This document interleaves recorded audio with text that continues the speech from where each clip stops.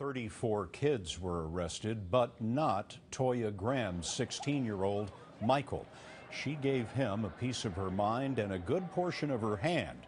Today, Toya Graham spoke to CBS News producer Christina Rafini.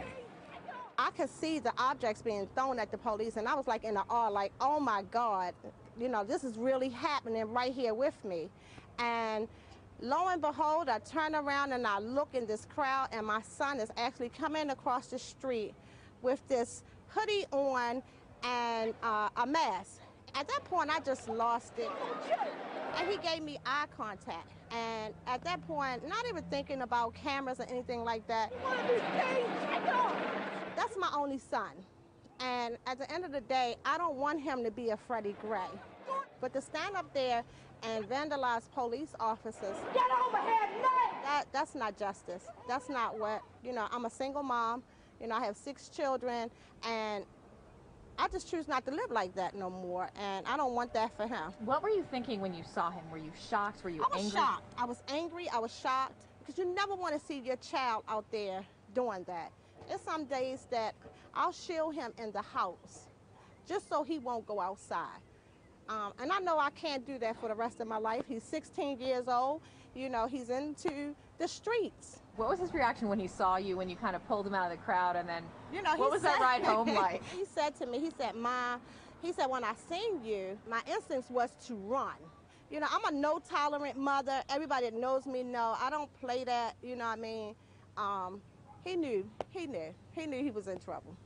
Do you think strong mothers can keep this kind of thing from happening? I think so. I think it wouldn't have been as worse as it was. But once again, we don't know where those mothers was at. A lot of mothers have to provide for their children. You know, you can make that phone call, get home right now. But at the end of the day, they're going to make their own decision. We just, as parents, we just have to follow through to make sure that's where they're supposed to be at. Is he the perfect boy? No, he's not, but he's mine. I'm just grateful that I was able to get him home, and we actually sit back and we watch the news and everything, and he had Facebook friends and everybody, you know, making comments saying, you know, you shouldn't be mad at your mother, you should give her a hug. And by him seeing everything was going on, I just hope, I'm not sure, but I hope that he understands the seriousness of what was going on last night. He understands now. Toya Graham will be live on CBS This Morning tomorrow. And the New York Post says, send in the moms to tame the Baltimore rioters. It refers to one woman in particular who took matters into her own hands, literally. Toya Graham spotted her 16-year-old son in a crowd of teens vandalizing and looting. Cameras captured the moment that she confronted her son. She yelled at him and struck him multiple times, and video of the moment spread quickly on TV and social media. More than 2 million people viewed her response to the attention on our Facebook page. The hashtag Mom of the Year began trending on Twitter, and today, Toya Graham, a single mom of 6, joins us only on CBS This Morning. Good morning to you, Ms. Toya Graham. Good morning. So good morning. Here's the front page of the paper this morning. It says, forget the National Guard, send in the moms. They're calling you hero mom. Do you feel like a hero mom this morning? I don't. I don't. Because what was your intention? My intention was just to get my son and have him be safe. Mm-hmm. And at that point, I knew that was, that whole thing was not safe. It wasn't safe at all. Let's go back to that morning, because you had told him, do not go down to the protests. Yes. He told me the night before that, you know, everybody was supposed to meet up at Mondawmin Mall. And I said to him, Michael, go to school. Don't go to Mondawmin. But you knew? But you know, me and my oldest daughter, I had a doctor's appointment, and we started getting phone calls that they was letting the schools out early, that they were shutting down Mondawmin, and she was like, Mom, we have to go. Wow. You know, you have to leave the doctors off, we have to go.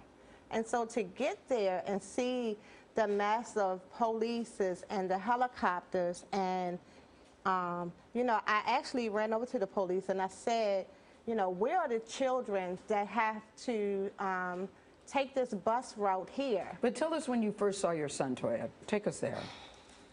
So after speaking with the police officer, and he pointed across the street from Mondawmin Mall, I stood there on the same side as the police with the shields, and they were throwing bricks and I was like in an awe. Like it was like, oh my God.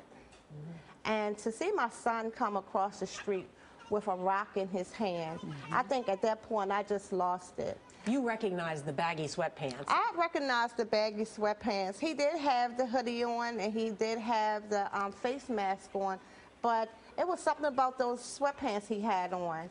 And you also made eye contact. And we made eye contact.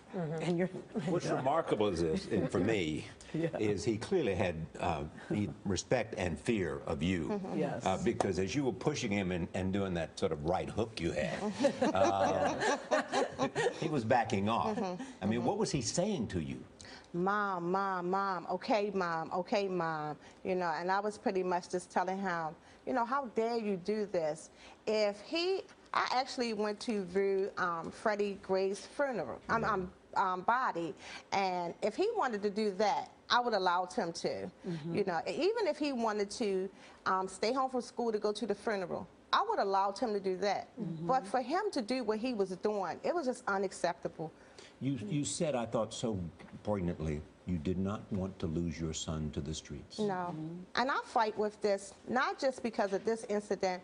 I find myself shielding my son on a lot of different incidents where these young kids are out here shooting each other, and a lot of his friends have been killed.